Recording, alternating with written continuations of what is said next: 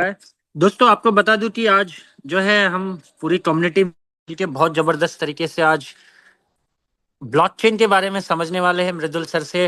Web 2 web 3 ये सारी information दोस्तों जो है आज तक हमने यहाँ पे बहुत सारे इंफॉर्मेशन हमें मिला दोस्तों, लेकिन यहाँ पे यस किस तरीके से टेक्निकली वर्क करता है ये सारी की सारी चीज जो है हम लोग बहुत जबरदस्त तरीके से यहाँ पे मृदुल सर के द्वारा यहाँ पे सीखने वाले समझने वाले। तो ये सभी से रिक्वेस्ट करूंगा कि मृदुल सर के लिए यहाँ पे हैंड रेस करे ताकि जो है ज्यादा से ज्यादा कम्युनिटी यहाँ पे मृदुल सर अपना ज्यादा से ज्यादा बेटर दे पाए। पूरी कम्युनिटी यहाँ पे उनको यहाँ पे हैंड रेस करके हमें यहाँ पे बुलाना है, स्वागत करना है, क्योंकि दोस्तों ये जो आज नॉलेज आपको मिलने जा रहा है ये नॉलेज जो है बहुत ज्यादा कॉस्टली होता है दोस्तों, और बहुत से इतना लाइव प्रैक्टिकल नॉलेज भी आपको नहीं मिलेगा, भले आप कितना भी यूनिवर्सिटी में दीजिए दोस्तों। आपने देखे रहिए थ्योरी और प्रैक्टिकल का जो मिश्रण होता है वो एक जबरदस्त तरीके से होता है, और ये जबरदस्त तरीके से हमारे इस ब्लॉकचेन के अंदर आपको देखने मिलेगा दोस्तों, जहां पे हम लोग यहाँ पे थ्योरी के साथ साथ प्रैक्टिकल भी सारी चीज सीखते हैं, समझते हैं, और एक दूसरे को जो है हम लोग यहाँ पे सीखते हुए आगे बढ़ रहे हैं। तो यस, मोस्ट वेलकम सर मृदुल सर। यस सर, मैं एक बार कंफर्म करना चाहता हूँ सर, मेरी आवाज एकदम क्लियर आ रही है? यस यस, एकदम क्लियर सर। ओके सर, ठीक है सर। तो जैसे कि हमारी कम्युनिटी में लगभग 300 लोगों के आसपास लोग आ चुके हैं, तो स्टार्ट करते हैं। तो गुड इवनिंग एवरीवन। आज का हमारा टॉपिक है ब्लॉकचेन। हम समझेंगे कि ब्लॉकचेन की स्टार्टिंग कैसे हुई, कैसे हमारा वेब 1 वेब 2 वेब 3 में हम अपग्रेड हुए, और कैसे टेक्नोलॉजी आगे हमें हेल्प करेगी। क्योंकि देखिए, अपग्रेडेशन ही, परिवर्तन ही संसार का नियम है, या आपने सबने सुना होगा। हम एक चीज पे स्टिक नहीं हो सकते। साइंटिफिक साइंटिस्ट लोगों ने नए इन्वेंशन करते जो हमारी जीवन को सरल बनाती है, सुखद बनाती है। तो यही है, आविष्कार ही जननी है भविष्य की। तो चलिए, अब हम बात करते हैं। 1 मिनट, मैं स्क्रीन शेयर कर देता हूँ ताकि मैं आपको इजीली समझा पाऊँ। ओके सर, क्या मेरी सर एक बार कंफर्म कर दीजिए, yes screen sir, yes sir, yes sir, visible है? क्लियर। ठीक है सर।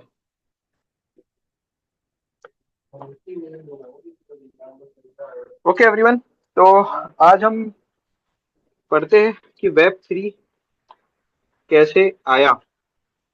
तो इसके लिए हमको थोड़ा सा हिस्ट्री में जाना पड़ेगा। सबसे पहले हमें पता करना पड़ेगा कि वेब 3 क्या होता है। तो उससे पहले हमें जानना पड़ेगा कि वेब 1 और वेब 2 होता क्या है। तो आइए सबसे पहले हम बात करते हैं वेब 1 की। तो वेब 1 क्या है? जब हमारे कंप्यूटर्स का इन्वेंशन हुआ, हमारा इंटरनेट का इन्वेंशन हुआ, तो उस समय क्या हुआ था कि उस समय सिर्फ एक रीड इंटरफेस होता था, कि आप सिर्फ कोई भी डेटा को सिर्फ रीड कर सकते थे। ये 1991 की बात है, मैं ताकि आपको ईयर भी बता दे रहा हूँ ताकि आपको क्लैरिफाई हो कि कैसे कैसे हम इवॉल्व कर रहे हैं। तो उस समय क्या होता था कि आप कभी भी आप इंटरनेट चलाते थे, तो आपको एक सामने एक इंटरफेस मिला रहता था, आपको कुछ टेक्स्ट लिखा हुआ रहता था। आप सिर्फ उसमें पढ़ सकते थे, आपको इसमें अपना आउटपुट नहीं डाल सकते थे। वहां पे आउटपुट डालने का कोई ऑप्शन नहीं था। तो इसमें प्रॉब्लम क्या आई कि आप सिर्फ कंज्यूमर बन के रह गए। आप सिर्फ डेटा को कंज्यूम कर रहे हो, बट आप कोई अपनी वैल्यू प्रोवाइड नहीं कर पा रहे हो, आप कोई रिस्पॉन्स नहीं दे पा रहे हो। तो यहीं से आया वेब 2 का कॉन्सेप्ट। तो वेब 2 क्या है? वेब 2 है कि जहां पे आप रीड के साथ साथ रिएक्ट भी कर सकते थे। ओके, तो अब रीड और रिएक्ट के बारे में अपन क्या कहना चाहता हूँ मैं ये बता दूं। जैसे कि मैं आपको एक एग्जांपल समझाता हूँ कि आप फेसबुक चलाते हैं।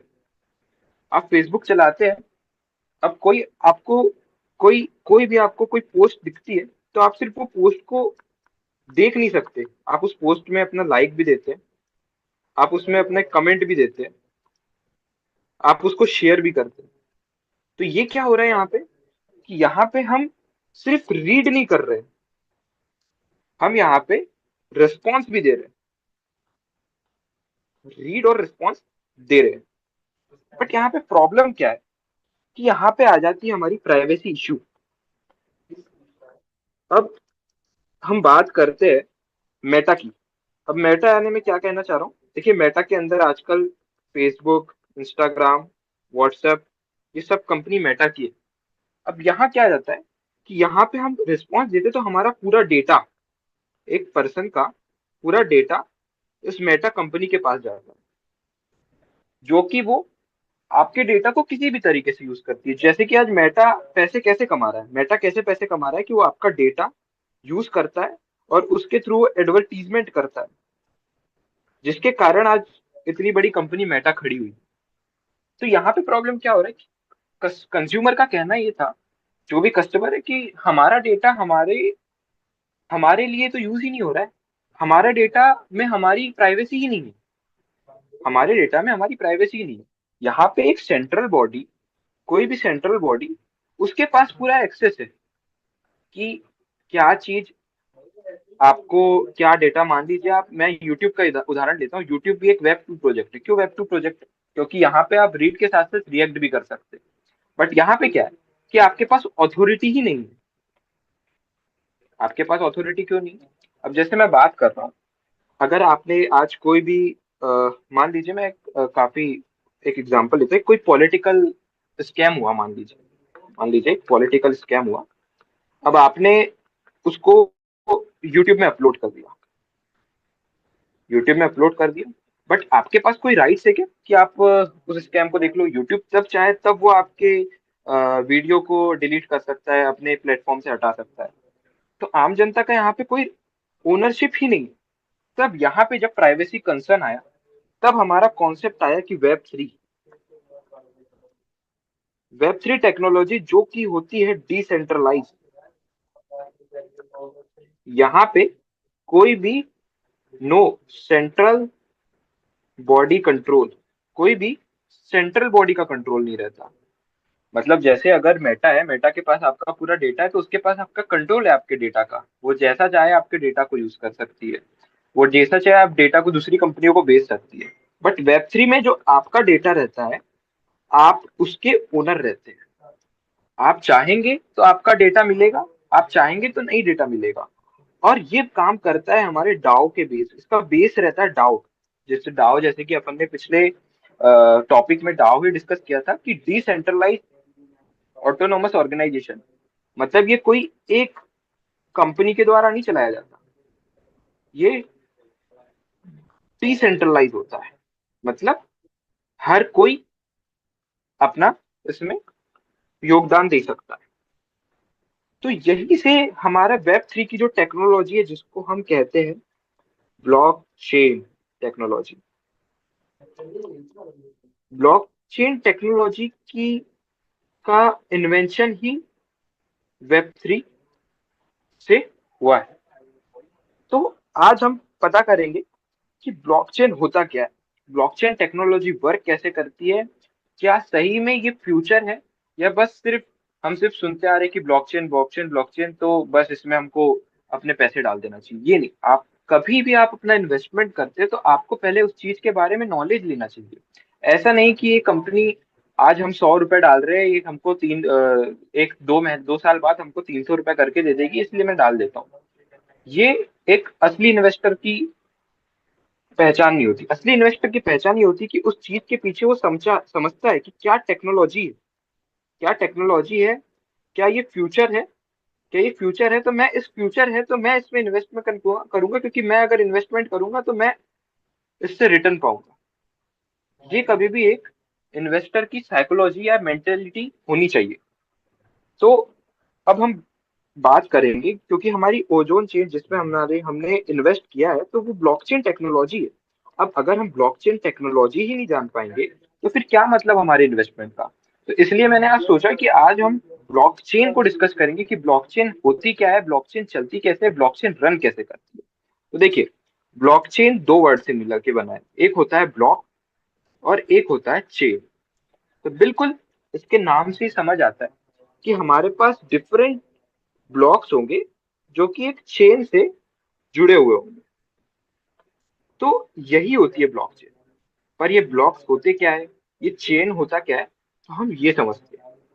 देखिए, जब भी ब्लॉकचेन, कोई भी एक नई ब्लॉकचेन, जैसे मैं मान लेता हूँ हमारी जो ओजोन ब्लॉकचेन है, तो इसकी इन्वेंशन, इसकी स्टार्टिंग कैसे हुई, इसकी स्टार्टिंग कैसे हुई है, तो इसको कहते हैं जेनेसिस ब्लॉक। जो सबसे पहला हमारा ब्लॉक आज हम देख रहे हैं हमारे ब्लॉकचेन में, आप ब्लॉकचेन में जाएंगे ozonescan.com में, आपको पता चल जाएगा कि कितने हमारे ब्लॉक्स है टोटल, हमारे कितने हर सेकंड में ब्लॉक्स बन रहे हैं, हमारा कौन सा वैलिडेटर है जो ब्लॉक को वैलिडेशन कर रहा है। तो ये आप हर चीज आप ब्लॉकचेन ozonescan.com में जाके देख सकते हैं। ये डेटा भी आपको देखना काफी जरूरी है, क्योंकि जब आप ये डेटा देखेंगे तब आप समझ पाएंगे कि एक्चुअल में हमारी ब्लॉकचेन कैसे काम कर रही है। तो मैं आप सबसे एक बार विनती करूंगा कि आप एक बार ozonescan.com में जाइए, आप वहां देखें क्या होते हैं चार्ट स्टेट्स, क्या ट्रांजेक्शन हो रहे हैं, कैसे क्या एड्रेसेस होते हैं, क्या ट्रांजेक्शन में क्या ब्लॉक्स, कौन सा ब्लॉक्स कौन सा माइनर बना रहा है, ये सब आप चीज एक बार देखिए।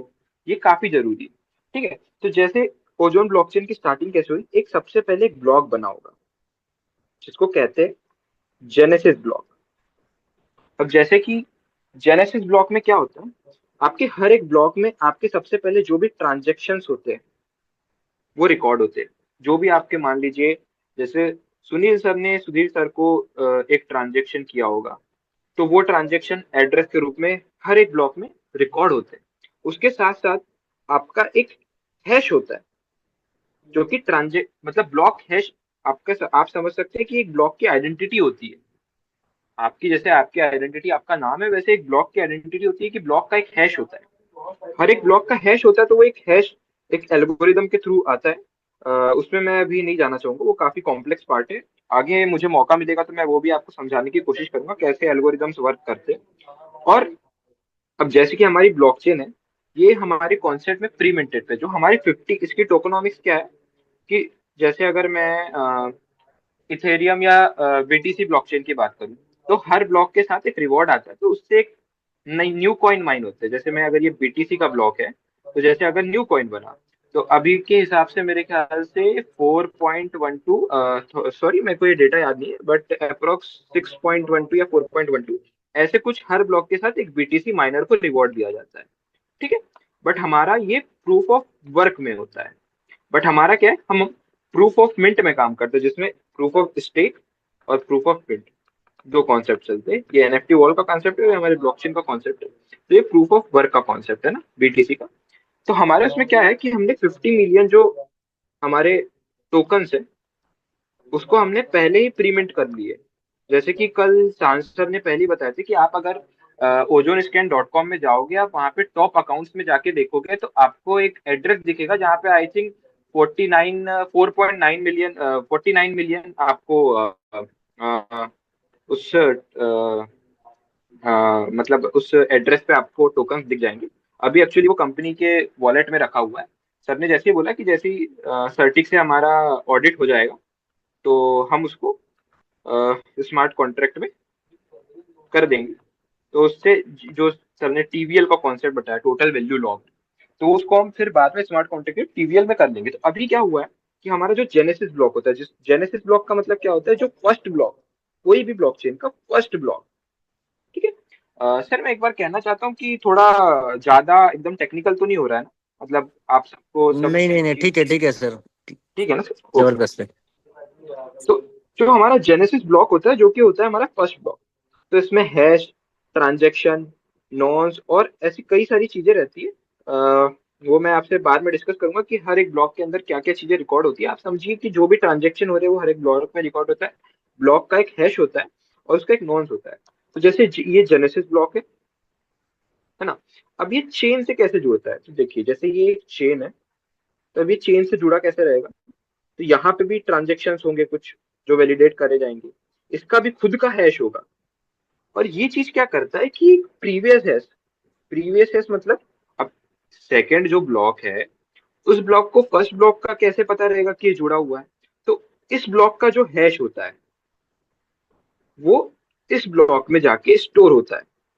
तो मान लीजिए कोई हैकर आया, वो कोशिश किया कुछ भी चेंज करने की, मान लीजिए वो ट्रांजेक्शन में कुछ भी चेंज करने की कोशिश किया, तो क्या होता है कि हैशेस बदल जाते हैं। अब ये हैशेस बदल जाते हैं तो ये प्रीवियस हैश भी बदल जाता है। तो जब भी ये कोई हैकर अगर कुछ भी चीज इस ब्लॉक में चेंज करने की कोशिश करेगा, तो वो हैश बदल जाएगा। हैश बदल जाएगा तो इसकी जो प्रीवियस हैश है वो हमारे, जैसे यहाँ से आपको एक और अच्छे से एग्जांपल समझाता हूँ। ये एक और ब्लॉक है, यहाँ पे हैश है, और इसका जो प्रीवियस हैश है, इसका जो हैश है, वो यहाँ होगा। अब कोई भी मान लीजिए हैकर आया, वो कोशिश कर रहा है कि मैं ये वाले ब्लॉक में जो नया ब्लॉक माइन हुआ है इसमें मैं कुछ चेंजेस कर देता हूँ। हैकर ने कोशिश किया चेंजेस कर देता हूँ। अब कोशिश किया कि इनमें चेंजेस कर देता हूँ तो इसका जो हैश है वो बदल जाएगा। इसका जो हैश बदल जाएगा तो जो आगे वाली ब्लॉकचेन है, जिस ब्लॉकचेन में इसका प्रीवियस हैश होगा, वो मैच नहीं करेगा क्योंकि हैश बदल गया। तो यहाँ से चेन टूट जाती है।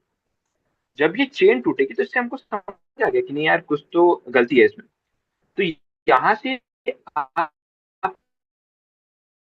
ब्लॉकचेन को कभी भी चेंज नहीं। अब किसी ने मान लिया कि मान लीजिए इस ब्लॉकचेन में कई सारे अ, हमारे मतलब कोई एक कंप्यूटर में ये पूरी ब्लॉक स्टोर्ड है। अब उस कंप्यूटर में ही जाके किसी ने हैक करके हर चीज चेंज कर दी, तो फिर कैसे करेंगे? तो यही होता है डाओ का कॉन्सेप्ट, आई मीन डिसेंट्रलाइजेशन का कॉन्सेप्ट। क्योंकि ये इसे कहते हैं लेडर। तो जो लेदर होती है, जो चेन ऑफ ब्लॉक्स होती है, सिर्फ एक कंप्यूटर में नहीं होती। हमारे जितने ज्यादा नोड वैलिडेटर होते हैं उनके हर के पास इस पूरी ब्लॉक्स, जितने भी ओल्ड ब्लॉक्स है, पूरा डेटा इनके पास भी होता है। और ये सब आपस में सब एक दूसरे से इंटरकनेक्टेड रहते हैं।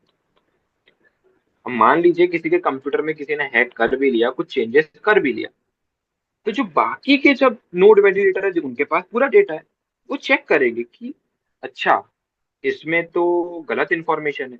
सबसे ज्यादा वोट, अब 100 नोड वैलिडेटर है तो कोई भी हैकर 100 कंप्यूटर को तो हैक नहीं कर सकता, ये तो इम्पॉसिबल चीज है। तो वो देखेंगे कि एक जो ब्लॉक है, ये जो एक नेटवर्क है, इस एक नेटवर्क में गलत फॉल्स इंफॉर्मेशन। तो वो क्या करेंगे कि इसको बोलेंगे कि नहीं, ये है, ये कुछ ना कुछ मिसलेनियस चीज है, ये गलत चीज है, तो उसको नेटवर्क को वैलिडेटर से निकाल दिया जाए। तो इस तरीके से हमारी ब्लॉकचेन जो रहती है वो सिक्योर रहती है, कोई भी हैक नहीं कर सकता। तो ये था हमारा आज का ब्लॉकचेन का कॉन्सेप्ट कि कैसे हमारी ब्लॉकचेन सिक्योर है, कैसे ब्लॉकचेन में ब्लॉक्स बनते हैं, कैसे वो चेन से जुड़ती है, कोई भी हैक क्यों नहीं कर सकता, क्या नहीं कर सकता। तो इसी तरीके से एक और हम आज कॉन्सेप्ट पढ़ते हैं कि मान लीजिए अगर हम ट्रांजेक्शन करते हैं ना, तो अब हम वो भी पढ़ देते हैं कि ट्रांजेक्शन एक्चुअली होता कैसे, हाउ ट्रांजेक्शन हैपन, ये भी पढ़ देते हैं। आई मीन समझ लेते हैं ताकि हमको पता तो चले कि क्या होता है। अब देखिए ट्रांजेक्शन में क्या चीजें होती है। एक होती है प्राइवेट की और एक होती है पब्लिक की। ये सब आप सुनते होंगे, प्राइवेट की, पब्लिक की, काफी बार आपने मीटिंग में भी सुना होगा। तो पब्लिक की क्या होती है, जो आप कई बार अपने किसी से को बोलते हैं कि ये मेरा एड्रेस है भैया, इसमें आप ओजोन भेज देना। तो वो जो एड्रेस होता है ना, आपका जो ओजोन का एड्रेस होता है, वही आपकी एक्चुअली पब्लिक की होती है। अब प्राइवेट की क्या होती है? तो प्राइवेट की जो होती है इसका कभी आपको उपयोग नहीं होता, क्योंकि अगर प्राइवेट की आपकी किसी के पास चले गई तो उसके पास आपके जितने भी आपके टोकन है, आपके एसेट है, आपके ओजोन है, उसका एक्सेस चला जाता है। अगर आपको प्राइवेट की देखना तो वो भी मैं बताऊंगा। अगर आप मेटामास्क ट्रस्ट वॉलेट यूज करते हैं तो आप अकाउंट्स में जाना, उसमें थ्री डॉट्स में जाना, तो आपको एक दिखेगा कि शो प्राइवेट की का ऑप्शन दिखेगा मेटामास्क में। आप जाएंगे और ट्रस्ट वॉलेट में जाएंगे तो वहां पे आपको आपकी जो प्राइवेट की है वो भी दिख जाती है। हर अकाउंट की एक प्राइवेट की होती है, जिससे जिससे हम जो फंड ट्रांसफर लेते हैं ना, तो ये प्राइवेट की के थ्रू ही होता है। तो मैं इसको एक बहुत बढ़िया एग्जांपल से समझाता हूँ, है ना। जैसे मान लीजिए सुधीर सर है, सुधीर सर को एक ओजोन अनिल सर को भेजना है। तो हम तो भेज देते हैं कि एड्रेस कॉपी करे पेस्ट करके भेज दिए, बट वो इंटरनली कैसे चलता है ये भी हम समझ लो। अब जैसे सुधीर सर को अनिल सर को एड्रेस देना है, तो सुधीर सर क्या करेंगे, अनिल सर से बोलेंगे कि सर आपका एड्रेस दे दो, ओजोन का जो भी एड्रेस है वो दे दीजिए। और जो भी सर अमाउंट डालेंगे, मान ली अमाउंट सर एक ओजोन डालेंगे, और जो भी आप उसमें ट्रांजेक्शन फी लगेगी ये कर देंगे। तो इससे क्या होगा कि सर अपनी सुधीर सर अपनी प्राइवेट की से इस ट्रांजेक्शन को साइन कर देंगे, जिसको कहते हैं इनक्रिप्ट कर देंगे। इनक्रिप्ट मतलब मैं आपको समझाता हूँ। इनक्रिप्ट मतलब होता है कि आप समझ लीजिए लॉक कर देंगे। सर ने इनक्रिप्ट कर दिया, और आप जैसे आप किसी को पैसे देते हैं, आप चेक देते तो आप साइन करते हैं ना, तो वैसे ही जो आपकी प्राइवेट की है, इसका यूज करके एक डिजिटल सिग्नेचर होती है। डिजिटल सिग्नेचर होती है, जिसके कारण ये आपकी लॉक हो जाती है, आपकी जो अमाउंट है। ऐसा नहीं कि कोई भी इसको ले ले। अब जब ये होता है तो ये जाता है वैलिडेटर के पास। वैलिडेटर उसको चेक करता है, वैलिडेट करता है कि क्या ये सही ट्रांजेक्शन है। ये ट्रांजेक्शन सही, जब वैलिडेटर इसको वैलिडेट कर देता है, जो कि नोड वैलिडेटर जो हम पढ़ते हैं, इसका काम वही रहता है कि नोड वैलिडेटर का काम ही रहता है कि जो भी ट्रांजेक्शन है उसको ये वैलिडेट करेगा। फिर ये क्या होता है कि ये सिग्नेचर चेक करता है, जो भी वैलिडेट करता है, उसके बाद क्या होता है कि ये ग्लोबल रिकॉर्ड में रिकॉर्ड हो जाती है। लेकिन ग्लोबल रिकॉर्ड में जैसे आप ozonescan.com में जाके देखते हो, तो वहां पे आपको ये नहीं दिखाता कि सर की प्राइवेट की से सर की प्राइवेट की में, वहां पे पब्लिक की का यूज होता है। मतलब आप प्राइवेट की दिखाएंगे तो प्राइवेट की दिखाएंगे, इसका मतलब तो ये हो गया कि आपने अपने एसेट का एक्सेस दे दिया, आपने अपने टोकन, आपके ओजोन का एक्सेस दे दिया। तो वहां पे जो भी आपको ओजोन स्कैन जो .com है, जो कि हमारा एक्सप्लोरर है, वहां पे आपको पब्लिक की दिखती है। जो भी आपका एड्रेस है वो पब्लिक की है, तो वो जो हमारे एक्सप्लोरर है उस पे ये ग्लोबली दिख जाता है कि इस एड्रेस से एड्रेस 1 ने एड्रेस 2 को ये ट्रांजेक्शन भेजा। और फिर जो अनिल सर की प्राइवेट की है, उससे ये ट्रांजेक्शन को डिक्रिप्ट किया जाता है, मतलब अनलॉक किया जाता है, और वो जो ओजोन है वो अनलॉक हो जाते हैं, और अनिल सर के अकाउंट में वो 1 ओजोन आपका क्रेडिट हो जाता है। तो ऐसे हमारा कैसे ट्रांजेक्शन वर्क करता है, ये भी हमने आज समझ लीजिए, है ना। और आ, आपको मैं क्या बता दूं इसके बारे में। चलिए ठीक है, आज का सेशन हम इतना ही रखते हैं, क्योंकि आज मेरे ख्याल से काफी टेक्निकल पार्ट है। मैं सोचा कि इसको काफी मैं सिंपल करने की कोशिश करूंगा, बट मुझे लग रहा है कि थोड़ा सा कॉम्प्लेक्स कॉम्प्लेक्स हो गया है। मैं क्योंकि ये थोड़ी सी चीज कॉम्प्लेक्स ही है कि कैसे ब्लॉक वर्क करता है, कैसे हमारी ब्लॉकचेन वर्क करती है। बट टेंशन मत लीजिए, इसको मैं आगे के सेशन में और थोड़ा सिंपल करने की कोशिश करूंगा, और आगे और बताऊंगा कि हमारे, मैं लाइव आपको ओजोन का एग्जांपल लेके बताऊंगा कि कैसे ओजोन के थ्रू कैसे प्राइवेट की खुलती है, कैसे सिग्नेचर होता है। मैं आपको कुछ एक्सप्लोरर में जाके भी दिखाऊंगा। पर आज जैसे कि कुमार बलवंत सर का भी प्रेजेंटेशन है, तो आज के लिए मैं अपनी प्रेजेंटेशन को यहीं समाप्त करता हूँ। और मैं हमेशा से आपको कहते आया हूँ कि कभी भी आपको कभी भी कुछ डाउट आया, आपको ब्लॉकचेन से रिलेटेड समझना है, आपको कुछ भी समझना है, तो बिल्कुल आप अनिल सर को कॉल करिए, सुधीर सर को कॉल करिए, मेरे को कॉल करिए। क्योंकि देखिए हमारी कम्युनिटी में एजुकेशन बहुत ज्यादा इंपॉर्टेंट है। अगर आप एजुकेशन अच्छे से देंगे ना, तो जिस इंसान को आपको लाने के लिए इतनी मेहनत लग रही है, उस इंसान को लाने के लिए आप एक इंसान नहीं, उसकी जगह 10 इंसान लाएंगे। अगर आप उनको अच्छे से समझा पाएंगे कि क्या क्या ओजोन चैन है और कैसे ये वर्क कर रही है। अगर आप सिर्फ उनको ये समझाते रहेंगे कि सर आप इसमें पैसे डालिए ये डबल हो जाएगा, आप इसमें पैसे डालिए ये डबल हो जाएगा, तो ऐसे काम नहीं चलेगा। आज देख लीजिए, आप कई सारी कंपनी है, आप कंपनी के स्टॉक खरीद लेते हैं, आप कंपनी के स्टॉक बिना सोचे समझे खरीद लेते हैं, लेकिन क्या पता चल रहा है कि आप वो कंपनी के पीछे क्या हो रहा है, वो कंपनी में क्या डिसीजन लिए जा रहे हैं, किसी को नहीं पता। लेकिन लोग स्टॉक खरीद लेते हैं। बट मेरे हिसाब से आप ब्लॉकचेन में इन्वेस्ट करिए ना। ब्लॉकचेन में आप, आपके सामने सब ओपन है, आपके सामने सब ओपन है कि क्या चल रहा है, क्या डिसीजन ले जाए जा रहे हैं। आपके सामने स्मार्ट कॉन्ट्रैक्ट खुले हुए हैं, आपको पता है कि ये होगा, ये सेट ऑफ रूल्स इसमें डिफाइंड है। तो इसीलिए कहना है। और ऑब्वियस सी बात है, जिस टेक्नोलॉजी में जिसने पहले कदम लिया, जिसने पहले आगे आया, उसी को आगे एंड एंड टाइम पे फायदा मिलता है। तो यही बात है, आपको समझना है ब्लॉकचेन कैसे वर्क करता है, कैसे काम करता है। और जब आप ये चीज को अपने नीचे डाउनलाइन को समझाएंगे, तो आपकी जो टीम, आपकी जो लेवल है, आपकी जो इनकम है, वो आपको इजीली, आपको उसके लिए मेहनत नहीं करना पड़ेगा। अगर आप अपने फर्स्ट लेवल को समझाते हैं कि हमारी ब्लॉकचेन ऐसे वर्क करती है, उसको आप राइट एजुकेशन देते हैं, तो वो भी सीखता है कि हाँ यार मेरे को ये राइट एजुकेशन दिया है, तो वो अपने नीचे की डाउनलाइन को राइट एजुकेशन देगा। इस कारण से आपकी जो टीम है वो फुल्ली एजुकेट होती है, वो समझती है ब्लॉकचेन क्या है, वो बड़े इन्वेस्टमेंट करती है, उनको बड़ा फायदा होगा, आपको बड़ा फायदा होगा। तो ये चीज हमको समझना है। और चलिए ठीक है, आज के लिए हम सेशन यहीं रखते हैं। और कहीं भी आपको हेल्प रहे, आपको सेशन में भी आखिरी में कुछ पूछना है ब्लॉकचेन से रिलेटेड और ओजोन से रिलेटेड, तो बिल्कुल आप क्वेश्चन करिए। चलिए ठीक है सर, आज के लिए यही रखते हैं। Yes sir, thank you Mridul sir, बहुत ज़बरदस्त। मैं चाहूँगा पूरे कम्युनिटी जो है यहाँ पे हैंड रेस्ट करके सर का स्वागत करे। बहुत ज़बरदस्त तरीके से सर आपने जो आज वाकई में इस एमएलएम इंडस्ट्रीज के अंदर जो यहाँ पे एजुकेशन का जो आज तक कोई भी कंपनी में कोई भी सिस्टम में यहाँ पे इतने हाई लेवल पे एजुकेशन देने का काम नहीं चालू किया था, जो आज मृदुल सर के द्वारा मुझे पूरा 100% उम्मीद है कि यहाँ पे अब तो जो लोग है एकदम जरूर जबरदस्त एकदम एजुकेशन करके आगे बढ़ेंगे, सीख के आगे बढ़ेंगे। किस तरीके से करता है ये अगर हमने समझ लिए तो यस, बहुत जबरदस्त था सर आज का सेशन।